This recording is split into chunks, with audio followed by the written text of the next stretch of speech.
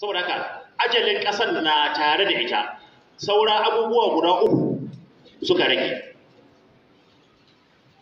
‘Yan gwagwarmaya su saurara da kyau kuma su ƙara ƙaimi su ɗori ɗamara su samu kusanci da Allah. Abubuwa uku suka rage komi ya kawo ƙarshe insha Allah ta'ala. Ana mu hasashen tana yi wa wurin Allah ba haka bane, amma bisa sunnar da muka sani ta gwagwarmaya to saura abubuwa guda uku. Ƙasar na ana budget ko ba a budget, to za a daina budget dan ba zai yiwu ba. Ana albashi ko ba a yi, to za a daina albashi.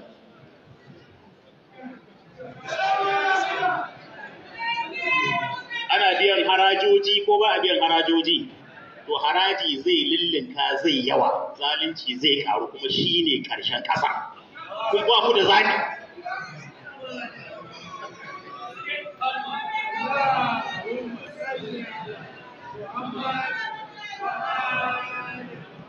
Da ba don zagi ba kyau da na yi, da na ce dan uban mutum in ya isa ya hana waɗannan abubuwan faruwa.